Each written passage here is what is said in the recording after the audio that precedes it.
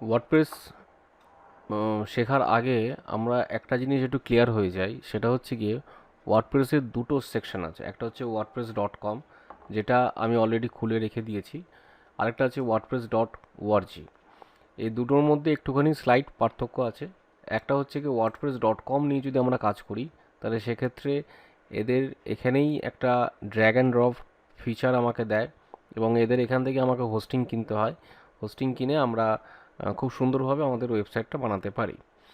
Customisation থেকে শুরু করে সমস্ত কিছু একই টাইপের হয়, কিন্তু জাস্ট সার্ভার যে জিনিসটা আছে, সেই সার্ভারটা আমরা ওয়ার্ডপ্রেসের কাছ থেকে আমরা বাই করি। ঠিক উল্টোটাই, মানে ঠিক অন্যভাবে দেখলে wordpress.org থেকে যদি আমরা সেটআপ ফাইল ডাউনলোড করি, তাহলে আমরা কি করতে পারি, আমরা এখান থেকে সেটআপ ফাইলটা ডাউনলোড করি। সেটআপ ফাইলটা ডাউনলোড করে আমরা আমাদের যে নিজস্ব সার্ভার আছে, সেই সার্ভারে সেটআপ ফাইলটাকে আপলোড করি, এবং আপলোড করে আমাদের নিজেদের মতন করে কাস্টমাইজেশন করি। এখন প্রশ্ন আসতে পারে যে আমরা স্যার কোনটা ইউজ করব, wordpress.com না wordpress.org। দেখো, এখন wordpress.com থেকে যদি আমরা কাজ করি, তাহলে সেক্ষেত্রে দেখো ওয়ার্ডপ্রেস আমাকে হোস্টিং কিনতে হচ্ছে। হোস্টিংয়ের দাম যেটা পড়ে সেটা হচ্ছে কি, এদের বেসিক্যালি 3-4টে প্ল্যান রয়েছে। একটা অনেকগুলো প্ল্যান দেখতে পেলাম, যেমন এখানে প্ল্যান পড়ছে হচ্ছে কি বিজনেস বলে একটা প্ল্যান রয়েছে, একটা ই কমার্স রয়েছে, একটা এন্টারপ্রাইজ রয়েছে। এবারে বিজনেসে যে প্ল্যান সেটা হচ্ছে কি পার মান্থলি যদি আমি এখানে দেখি, সেটা হচ্ছে 640 টাকা করে প্রত্যেক মাসে আমাকে দিতে হবে, এবং যেটা বিল হবে অ্যানুয়ালি। এটাতে কি হবে, ই কমার্স যদি আমরা নিই, সেটাতে আমাদের বিল হবে হচ্ছে গিয়ে প্রত্যেক মাসে 1152 টাকা করে, এবং সেটা আমাকে অ্যানুয়ালি দিতে হবে। তাহলে 1152 টাকা করে যদি আমার অ্যানুয়ালি চার্জিং হয়, আমি আমি যদি এখানে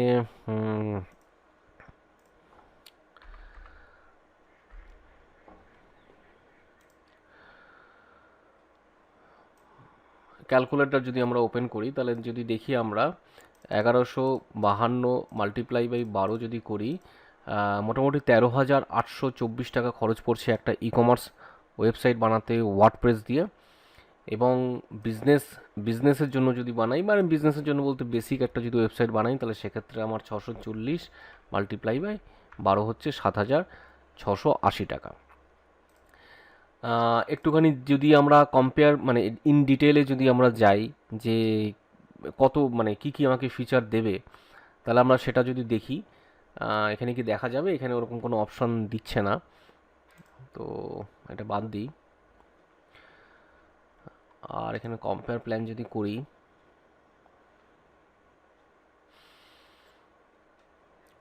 কম্পেয়ার প্ল্যান করলে যেটা দেখা যাচ্ছে সেটা হচ্ছে পার্সোনাল, যেটা বিজনেস যেটা আমরা চুজ করেছিলাম, সেই বিজনেসে আমাকে এরা জেট প্যাক এসেনশিয়াল ফিচার, এটা একটা বেসিক্যালি একটা প্লাগ ইন, এবং প্রি ইনস্টল এসএসএল সার্টিফিকেট দেবে, ফ্রি ডোমেন দেবে 1 বছরের জন্য, আনলিমিটেড ইমেল সাপোর্ট দেবে ওরা, আর বেসিক লাইভ চ্যাট সাপোর্ট দেবে ওরা, এবং 24 প্রায়োরিটি চ্যাট সাপোর্ট দেবে ওরা।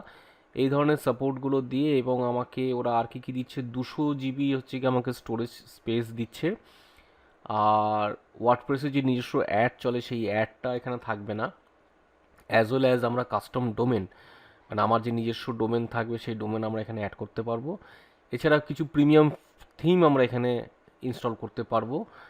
এই সমস্ত কিছু দিয়ে মোটামুটি আমাকে ওরা একটা চার্জ করছে, সেটা হচ্ছে গিয়ে ইভেন এখানে আমাকে ইনস্টল প্লাগইন আমি করতে পারবো, রিমুভ ওয়ার্ডপ্রেস ব্র্যান্ডিংও আমরা করতে পারবো।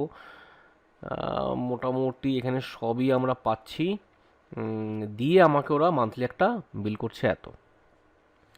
এবার এই ধরনের প্যাকেজে কি হয়, এই ধরনের প্যাকেজে অসুবিধা কিছুই থাকে না, বরঞ্চ সুবিধাই আছে।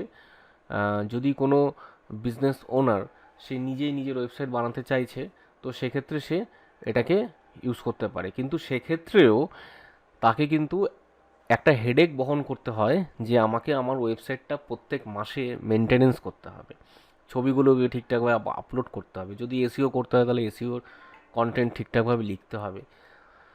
তো সেই সব যদি কেউ করে নিতে পারে, তাহলে সেক্ষেত্রে এইগুলো নিয়ে নেওয়া বেটার। আর কেউ যদি বলে যে না, আমি নিজে থেকে সমস্ত কিছু ম্যানেজ করব, তাহলে সেক্ষেত্রে তাকে ডোমেন কিনতে হবে, এবং ডোমেন কিনে তার মধ্যে ওয়ার্ডপ্রেস যে ওআরজি বলে যে পোর্টালটা আছে সেখান থেকে ওয়ার্ডপ্রেসটাকে ডাউনলোড করতে হবে এবং ডাউনলোড করে ওখানে সেটাকে ইনস্টল করতে হবে। ইনস্টল করার পর তারপরে এক্সিকিউশন করতে হবে। তো এই দুটোভাবে আমরা ওয়ার্ডপ্রেসকে নিয়ে কাজ করতে পারি।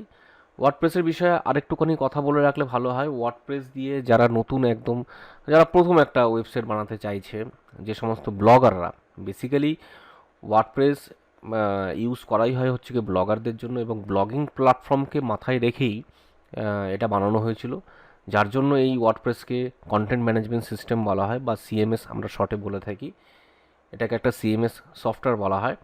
কিন্তু ওয়ার্ডপ্রেসের ফাংশনালিটি এত ভাস্ট, এত রোবাস্ট, তার কারণে ওয়ার্ডপ্রেসকে আমরা স্ট্যাটিক ওয়েব পেজ বা ডায়নামিক ওয়েব পেজ বানানোর জন্য ইউজ করতে পারি। হোয়ারঅ্যাজ ব্লগিং প্ল্যাটফর্মের জন্য আজও সবচেয়ে বেস্ট বলা হয় হচ্ছে কি গুগল ব্লগারকে। গুগল ব্লগারে ওয়েব পেজ বানানো is very challenging and very difficult. সেইখানে ওয়ার্ডপ্রেস অনেক বেশি ইজি টু হ্যান্ডেল, অনেক বেশি সুবিধাজনক। একটা বেসিক এইচটিএমএল এবং সিএসএস জানা মানুষও ওয়ার্ডপ্রেসে কাজ করে নিতে পারবে। তো সেই কারণে ওয়ার্ডপ্রেস ইউজ করা হয়। এবার ওয়ার্ডপ্রেস চুজ করার সময় আমরা কোনটা চুজ করব সেটা আমরা আমাদের প্রয়োজন অনুযায়ী আমরা এখান থেকে বেছে নিতে পারি। ঠিক আছে, নেক্সট যে আমরা ক্লাসটা অর্গানাইজ করব, সেই ক্লাসের মধ্যে থাকবে হচ্ছে গিয়ে আমাদের সি প্যানেল, এবং সি প্যানেলে কী করে ওয়ার্ডপ্রেস ইনস্টল করতে হয় সেটা আমি ওখানে দেখাবো।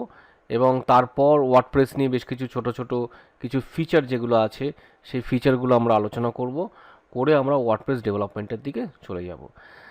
আর আমার বেসিক্যালি মোটোটাই হচ্ছে গিয়ে এই চ্যানেলটার মধ্যে ওয়ার্ডপ্রেসের যে সমস্ত লেটেস্ট এবং আধুনিক যে প্লাগইনগুলো রয়েছে সেই প্লাগইনগুলোকে নিয়ে পুরো চ্যানেলটাকে তৈরি করা। অর্থাৎ কোন প্লাগইন কখন ইউজ করতে হয়, কেন কি ওয়ার্ডপ্রেস খুব প্লাগইন ডিপেন্ডেন্ট একটা সিএমএস, এবং যারা নিজের কাজ নিজে করতে ভালোবাসে বা পছন্দ করে, যে সমস্ত ব্লগাররা বা যে সমস্ত ওয়েবসাইট ওনাররা, তারা অনেক সময় ভুল করে অনেক ধরনের প্লাগইন ইনস্টল করতে শুরু করে দেয়, প্রচুর প্লাগইন ইনস্টল করে। প্লাগইনটা এখানে যেহেতু ফ্রি, তো সেই কারণে প্রচুর প্লাগইন এখানে পাওয়া যায় এবং খুব ইউজফুল প্লাগইন প্রত্যেকটা প্লাগইনই। তো সেক্ষেত্রে কোন প্লাগইন আমি ইউজ করব, কোন প্লাগইন কীরকম, কোনটা কিভাবে কাজে লাগাতে পারি, আমার চ্যানেলটা বেসিক্যালি হচ্ছে কি প্লাগইন ডিপেন্ডেন্ট। তো আমি ওয়ার্ডপ্রেস ইনস্টলেশন, ওয়ার্ডপ্রেসের ইনডেপথ যে কনসেপ্ট, সে কনসেপ্ট নিয়ে আমি কাজ করব না। তো যারা যারা এটা মনে করো যে আমি আমার চ্যানেলে ওয়ার্ডপ্রেস নিয়ে ইনডেপথে কথা বলবো, তারা প্লিজ চ্যানেল থেকে কুইট করতে পারো, কোনো অসুবিধা নেই। যারা প্লাগইন নিয়ে কাজ করতে মানে দেখতে চাও যে প্লাগইন কোন প্লাগইনটা কী কাজে লাগছে, তারাই একমাত্র চ্যানেলে থেকো, এবং তাদের কোন প্লাগইনের রিভিউ দরকার সেই প্লাগইনের রিভিউ, সেই প্লাগইনের নাম লিখে আমাকে দিতে পারো। আমি সেই প্লাগইনটা টেস্ট করে প্লাগইনের কনসেপ্ট কী আছে সেটা আমি বলে আমি ওখানে আপলোড করে দেবো।